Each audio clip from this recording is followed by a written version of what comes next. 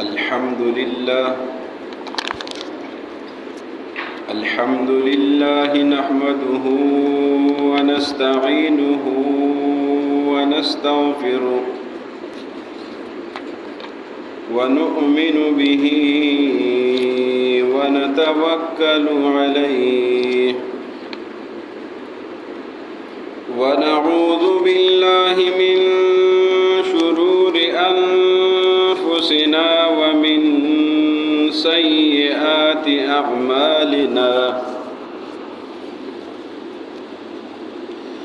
من يهده الله فلا مضل له ومن يضلله فلا هادي له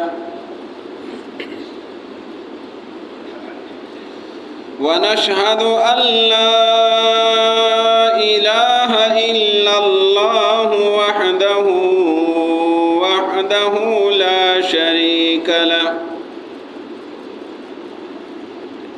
لا شريك له ولا نظير له ولا وزير له ولا وزر له ولا وازر له ونشهد أن سيدنا وسندنا وأولانا ومولانا وشفيعنا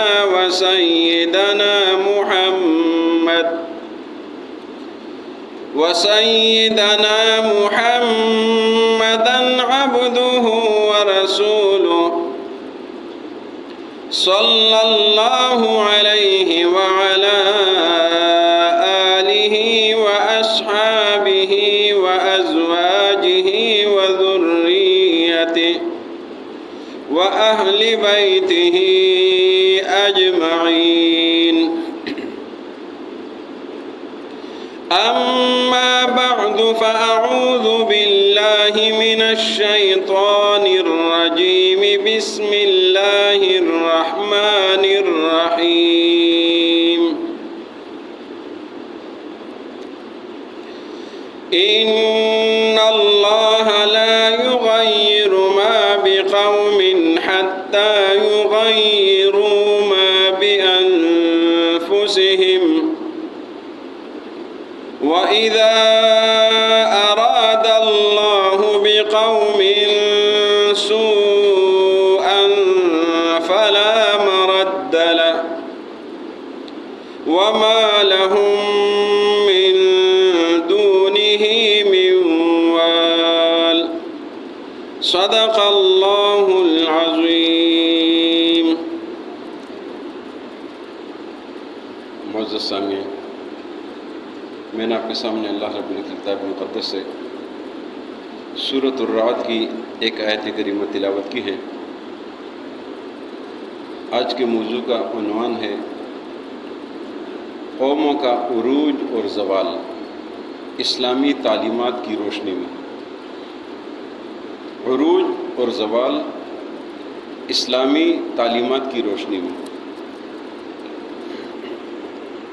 یہ عروج اور زوال دو الفاظ ہیں،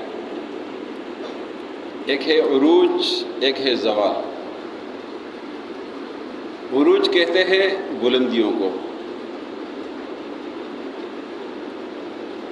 جس طرح سیڑھی پر اوپر چڑھتے ہیں، اسی کو قرآن مقدس میں اشارہ کیا گیا تعرج الملائکۃ والروح، فرشتے اور روح الامین اوپر چڑھتے ہیں۔ عروج اوپر چڑھنا، کامیابی کی طرف جانا۔ زوال زائل ہونا، ختم ہونا، تباہ ہونا اور برباد ہو جانا۔ عروج اور زوال اس کے مختلف وجوہات ہیں، مختلف اس کے اسباب ہے۔ یہ جو عروج اور زوال ہے، یہ نہ دائمی ہے کسی کا عروج کہ وہ ہمیشہ ہی عروج پر رہے، اور نہ ہمیشہ زوال ہے۔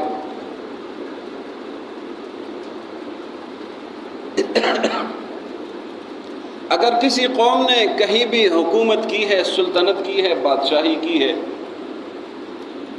بے شک وہ ہزاروں سال کیوں نہ کی ہو، لیکن بالآخر ان کو زوال ہوا ہے۔ اور ایسا بھی دیکھا گیا ہے کہ بے بس، مجبور، لاچار قوم کو بھی اللہ نے بادشاہی اور سلطنت حوالے کی ہے۔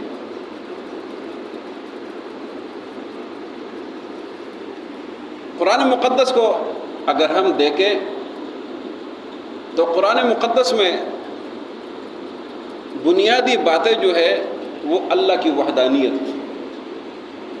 کہ اللہ واحد لا شریک ہے، اس کے ساتھ کوئی شریک نہیں ہے، یہ قرآن کا پہلا موضوع ہے۔ دوسرا موضوع قرآن کا رسالت ہے، کہ نبی کریم صلی اللہ علیہ وسلم پر ایمان لانا ہے، نبی کریم صلی اللہ علیہ وسلم کی تصدیق کرنا ہے، ان کو ماننا ہے، ان کی اطاعت کرنی ہے، ان کی پیروی کر کے ان کے نقش قدم پر چلنا ہے۔ اور تیسرا تذکرہ جو اکثر ملتا ہے وہ ہے آخرت۔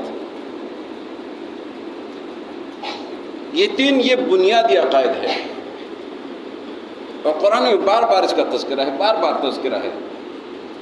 اس کے ساتھ ساتھ قرآن مقدس کو اگر ہم دیکھیں، قرآن مقدس کو پڑھیں، قرآن مقدس کو اٹھائیں، تو ہمیں اس میں پرانی قوموں کے واقعات اور حالات بھی ملتے ہیں۔ قرآن مقدس قصے کہانی کی کتاب نہیں ہے کہ قرآن مقدس قصے اور کہانیوں کی کتاب ہو، قصے اور کہانی کی کتاب تو ہے نہیں۔ قرآن تو اصلاحی کتاب ہے، قرآن تربیت والی کتاب ہے، قرآن آئین ہے، قانون ہے، لاہ عمل ہے۔ یہ جو گزشتہ اقوام کے حالات اور واقعات، یہ در حقیقت سبق ہے، یہ درس ہے، یہ رہنمائی ہے۔ اسی حوالے سے آپ قرآن مقدس کو جب دیکھتے ہیں تو قرآن مقدس میں کبھی پورا واقعہ نہیں ہوتا ہے، کبھی پورا واقعہ نہیں ہوتا ہے، تھوڑا سا ذکر کر کے بس اس کو ختم کر لیتا ہے، پھر اپنے منزل مقصود تک بات چلتی رہتی ہے۔ کیونکہ قرآن کا مقصد قصہ بیان کرنا نہیں ہے، قرآن کا مقصد واقعہ بیان کرنا نہیں ہے، اس واقعے سے، اس قوم کے حالات سے عبرت حاصل کرنا، یہ قرآن کا مقصد ہے۔ اگر ایک آدمی کسی بھی بات کی مثال دینا چاہے سمجھانے کے لیے، اور اگر وہ اس مثال کی بجائے کوئی قصے کہانیاں شروع کر دے، لمبی لمبی کہانیاں شروع کر دے، تو سامعین کو بات سمجھ نہیں آئے گی۔ پھر اس لیے قرآن مختلف جگہوں پر آپ دیکھیں گے قرآن کو، کبھی نوح علیہ السلام کا تذکرہ، کبھی ہود علیہ السلام کا تذکرہ، کبھی صالح علیہ السلام کا تذکرہ، کبھی شعیب علیہ السلام کا تذکرہ، اور موسیٰ علیہ السلام کا تذکرہ تو بہت ہی زیادہ ہے۔ ابراہیم علیہ السلام کا تذکرہ بار بار ملتا ہے،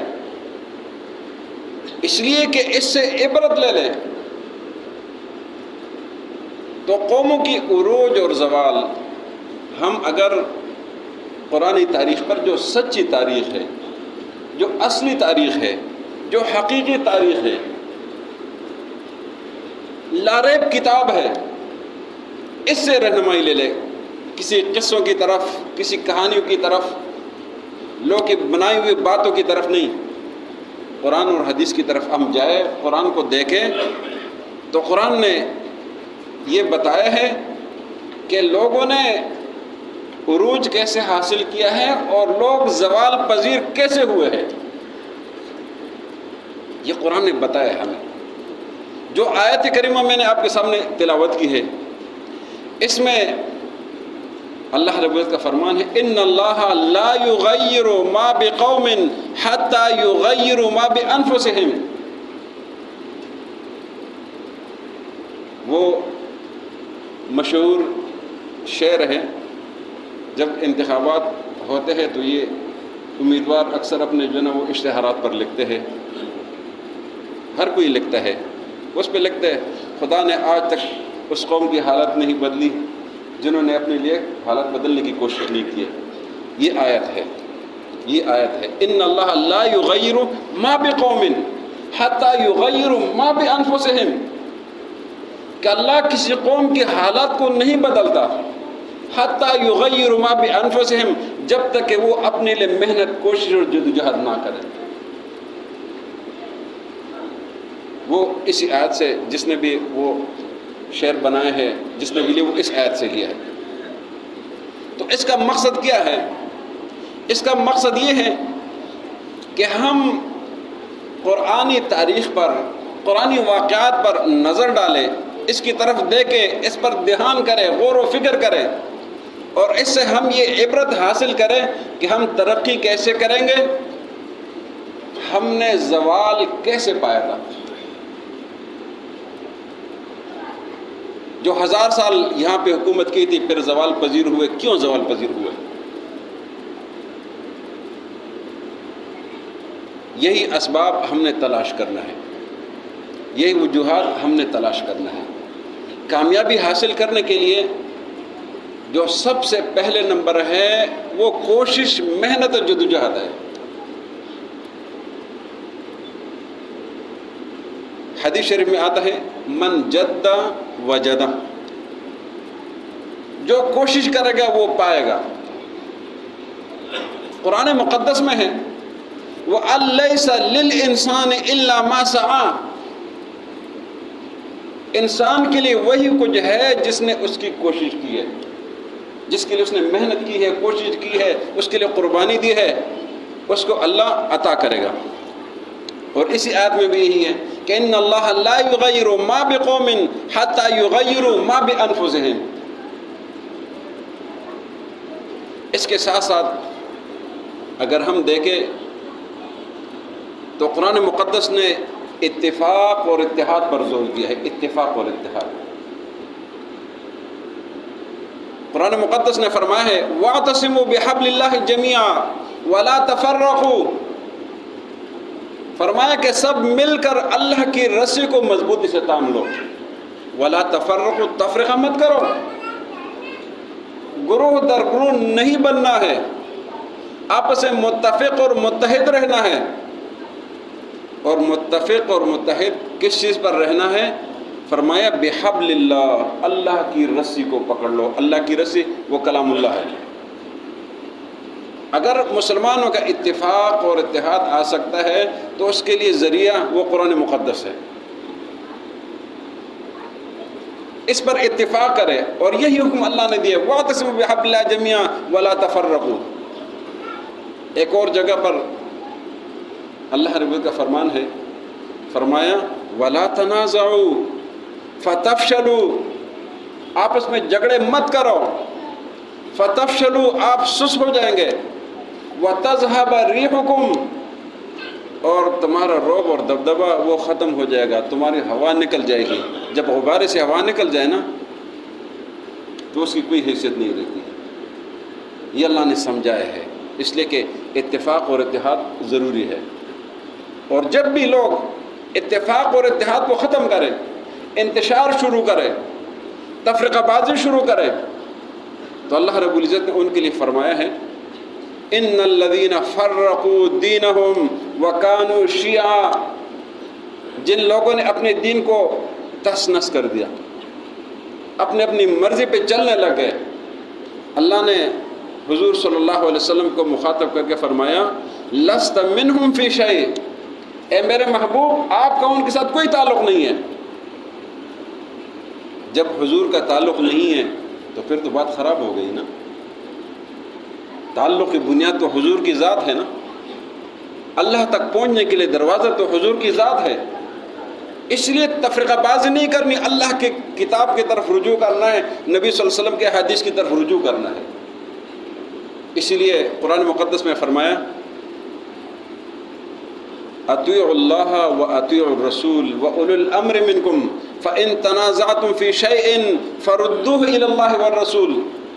اگر آپ کا کسی بات میں جھگڑا ہو جائے، لڑائی ہو جائے، اس بات کو اللہ اور رسول کی طرف رجوع کرو، اللہ کی طرف جاؤ کہ اللہ نے کیا حکم دیا ہے. اب آپ کا دل مانتا ہے یا نہیں مانتا ہے؟ آپ کا دل مانتا ہے یا نہیں مانتا ہے؟ اللہ کے حکم کی طرف جانا ہے. کیونکہ دل تو کہتا ہے نا کہ میری عزت ختم ہو جائے گی، میں کسی کے سامنے کیوں بیٹھ جاؤں، میں اپنے انا کو کیوں ختم کروں. جب اللہ کا حکم ہے، رسول کا حکم ہے، طریقہ کار ہے، آپ کو انا بھی ختم کرنا پڑے گا. آپ کو وہاں پر عزت نفس بھی ختم کرنی پڑے گی، آپ وہاں معافی بھی مانگیں گے. اور اسی میں پھر عروج ہے، اسی میں عروج ہے، یہاں سے پھر عروج شروع ہو جاتا ہے. اگر ہم قرآن مقدس کو دیکھیں تو قرآن مقدس میں یہ سارے ہدایات ہمیں ملے ہیں کہ عروج کیسے حاصل کرنا ہے. تو عروج کے حاصل کرنے کے لیے اللہ رب العزت کا فرمان ہے کہ آپ نے ہر دم ہر وقت کامیابی کے لیے تیار رہنا ہے. 24 گھنٹے آپ نے کامیابی کے لیے تیار رہنا ہے. اور یہی حکم اللہ رب العزت نے فرمایا سورہ انفال میں، وَأَعِدُّوا لَهُم مَّا اسْتَطَعْتُم مِّن قُوَّةٍ وَمِن رِّبَاطِ الْخَيْلِ تُرْهِبُونَ بِهِ عَدُوَّ اللَّهِ وَعَدُوَّكُمْ وَآخَرِينَ مِن دُونِهِمْ لَا تَعْلَمُونَهُم. اللہ نے فرمایا کہ آپ نے ہر دم تیار رہنا ہے، ہر وقت تیار رہنا ہے.